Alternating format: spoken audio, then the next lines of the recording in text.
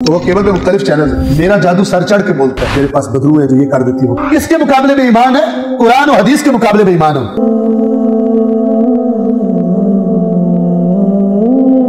میں لاہور میں ایک گھر میں بیٹھا تھا کسی عزیز کے, تو وہ کیبل پہ مختلف چینلز ہیں. تو ایک چینل لگا تو اس پر جادوگروں کے اشتہار آ رہے تھے, اور ایڈ کیا آ رہے تھے؟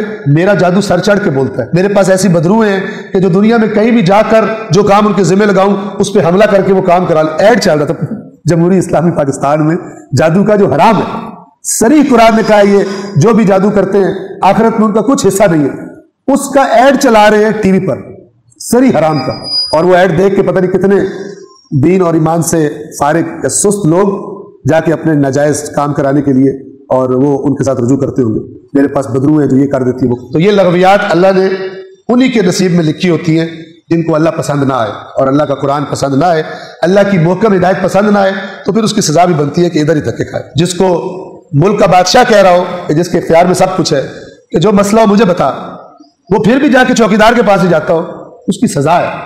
چوکیدار اس کو ٹھگے بھی اور اس کا کام بھی صحیح طرح سے نہ ہو, یا بعض اوقات ہو سکتا ہے وہ بھی جائے. یہ جو آپ سنیں گے نا, ادھر جو بھی کام وہ پورا ہو جاتا ہے. یہ آپ جب مندروں میں چلے جاؤ وہاں بھی آپ کو یہی ملے گا. وہاں پہ آپ کو سٹوری ٹیلر بیٹھے ہوئے ملیں گے, یوں کام ہمارا یوں ہو گیا یوں.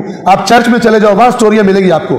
یہ سٹوری ٹیلرز ہر جگہ پہ موجود ہوتے ہیں, اس لیے کہ اللہ نے اپنی مخلوق کے کام کرنے ہیں. مگر میں نے شاید یہی پہ روایت سنائی تھی آپ کو, اصول کافی کتاب الدعا, کہ بعض اوقات کوئی بندہ آ کر دعا مانگتا ہے, اللہ کہتا ہے اس کو دیکھ کر نکالو یہاں سے, میں اس کی آواز نہیں سننا چاہتا. تو جس کو مثلا اللہ کے ساتھ شرک زیادہ پسند ہے, خدا کہتا ہے دو اس کو, لگا رہے اس میں. بالآخر مشرکوں کے بھی کام ہوتے ہیں, ورنہ کوئی مشرک نہ رہتا. مشرکوں کے کاروبار میں منافع ہوتے ہیں, اگر صرف مومنوں کے ہوتے ہیں تو مشرک شرک چھوڑ چکے ہوتے ہیں, وہ تو کرتے ہی پیسے کے لیے, دنیا کے لیے. لہٰذا ہر ایک نے سٹوریاں بنائی ہوئی ہیں, لیکن حقیقی سٹوری قرآن ہے, حقیقی حق وہ قرآن مجید ہے. سٹوریاں قرآن کا مقابلہ نہیں کر سکتی, لیکن اکثر عوام سٹوریوں پہ چلتے ہیں. ابھی وقت نہیں ہے, لیکن آپ ایسی سٹوریاں میں نے سنی ہوئی ہے کہ لطیفے ہیں, کھلے لطیفے ہیں, لیکن ان پر ایمان ہے لوگوں کا. کس کے مقابلے میں ایمان ہے؟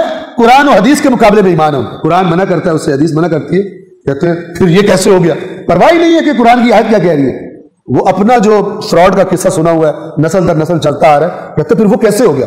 ایسے جیسے خود آنکھوں سے ہوتے ہوئے دیکھا ہے انہوں نے. اور بعض تو ایسے جھوٹے ہوتے ہیں, قسم بھی اٹھا لیتے ہیں میں نے خود دیکھا ہے.